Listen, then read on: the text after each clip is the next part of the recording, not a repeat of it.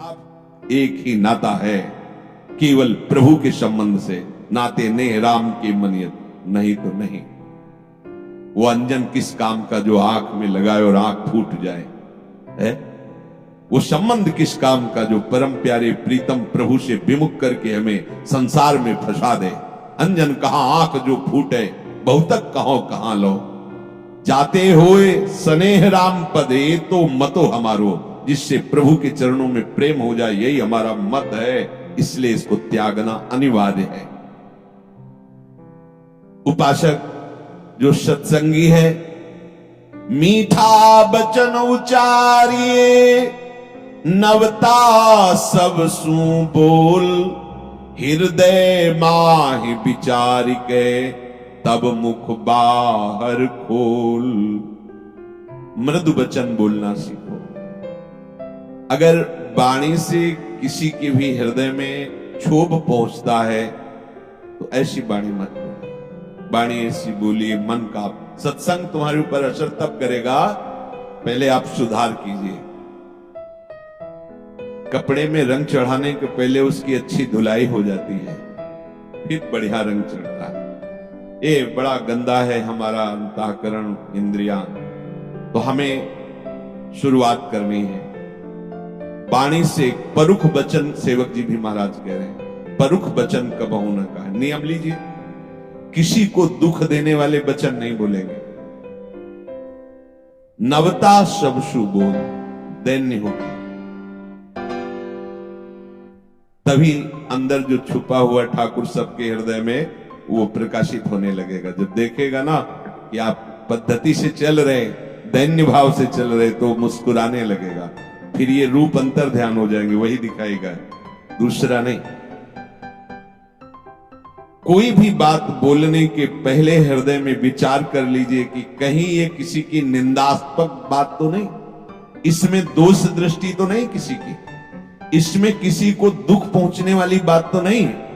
ये तीन बातें देख लो। किसी को दुख पहुंचने वाली बात तो नहीं बोलने जा रहा हूं, इसमें किसी का दोष दर्शन करके बात तो नहीं बोल रहा हूं, किसी की निंदा तो नहीं कर रहा हूं। अगर ऐसा, तो वाणी बहुत अपराध करती है। सबसे ज्यादा पाप वाणी से होते हैं। वाणी को अपने लोगों ने शासन से बिल्कुल मुक्त कर दिया। जो मन में आवे सो बोलो, जैसे मन में आवे वैसे बोलो। नहीं, वाणी एक अमूल है, जो कोई बोले जानी, ही तराजू तौल के, तब मुख बाहर आनी। बहुत संभाल कर भजन करने वाले उपासक को वाणी पर विशेष ध्यान देना चाहिए।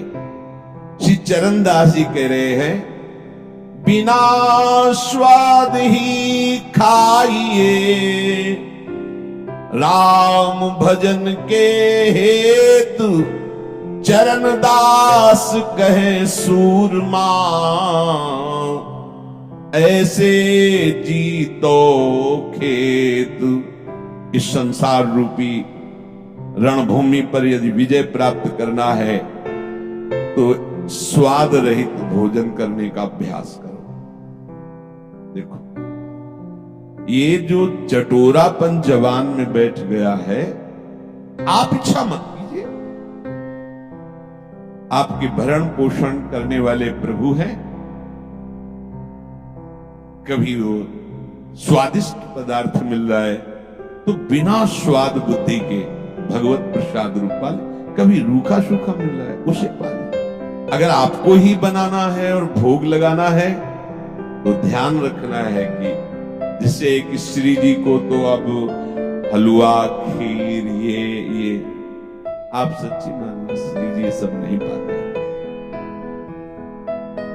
ये तो हमारे लिए आवश्यक है, पांच भौतिक शरीर के पोषण के लिए तो उसका भोग लगता है, क्योंकि प्रभु को पवाए बिना तो वो ऐसे दर्शन कराते हैं। श्री जी और लालजू जो पाते हैं वो केवल प्रेम भोगता है, केवल प्रेम, दूसरा वो पान नहीं करते। हमारे प्रियालाल ये प्रेम स्वरूप है और ये प्रेम की ही क्रीड़ा करते हैं और ये प्रेम का ही भोग लगाते हैं। तो प्रेम तो जल से भी युक्त होकर के दिया जा सकता है। जो भी आप वो प्रेम से युक्त होकर दो, हमारे प्रभु पाएंगे। प्रभु पदार्थ नहीं पाते, प्रभु उसमें प्रेम जो उपासक का होता है वो प्रभु पाते हैं। ये बैठा लीजिए, ये भ्रम हटा दीजिए कि 56 प्रकार के भोग श्री जी को पवा के अधीन किया जा सकता है। फिर तो श्री जी अरबपतियों की ही होती, अपने गरीबों किंचनों की तो होती ही नहीं। लेकिन कहीं ऐसा नहीं पाया गया सिद्धांत। ये जो उत्तम उत्तम भोग वर्णन का है, उसमें आपके जो उत्तम उत्तम भाव, आज प्रफुल्लित हो रहा है हृदय, आज श्री जी को खीर का भोग लगाएंगे, आज ये जो उसमें आपका आंतरिक भाव बन रहा है। तो अगर बाहर नहीं भी पदार्थ अर्पित किया और भाव बल गया तो श्री जी ने पा लिया। श्री जी पदार्थ भोक्ता नहीं है, ध्यान रखना। पदार्थ भोक्ता देहाभिमानी जीव होता है। इसीलिए बिना अधिकार के ये प्रेम रंग की बात नहीं बताई जाती कि ये देहाभिमानी जीव कहीं प्रिया प्रीतम की प्रेम रस क्रीड़ा को देह क्रीड़ा न समझ ले कि भाई जैसे लोकवत ऐसे नहीं। श्री जी और लालजू ये प्रेम के खिलौना दो खेलत हैं प्रेम खेल। अब तुम काम खेल खेलने वाले, काम का आसक्ति पूर्वक सेवन करने वाले प्रेम खेल की बात ही नहीं जान सकते, क्योंकि वो सूक्ष्मतरम अनुभव स्वरूपम। शुरुआत कीजिए, ये भाव हटाइए कि श्री जी को रोज हलवा पूरी वे सब पवाना है। अगर आपको ऐसा ही भाव दृढ़ है तो पवा के बांटना है, पवा के थोड़ा किनका लेके बांटना है, फिर बनाओ। ज्यादा स्वादिष्ट नहीं पदार्थ ऐसे दाल दिखा के पा लीजिए। ये जब तक तुम गरिष्ठ पदार्थ पाते रहोगे, मान लीजिए, बात मान लीजिए, देख लीजिए आप। एक बार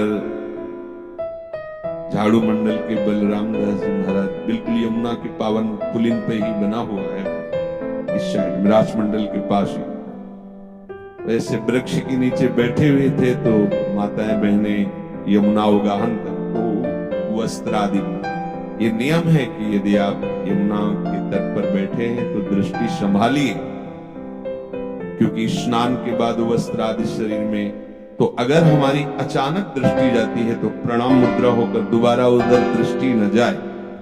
अगर दोबारा दृष्टि गई तो फिर आपका मन मलिन होने लगेगा और वो अपराध माना जाएगा। तो आप तो भगवत प्राप्त महापुरुष झाड़ू मंडल के बलराम दास जी, दृष्टि गई तो काम जागृत हो गया। अरे वृद्ध मूर्ति, निर्मल हृदय, हलचल पैदा हो गई। सब शिष्यों को बुलाया और कहा हम प्राण त्यागने की हमारी इच्छा हो गई। ये सब क्या हुआ?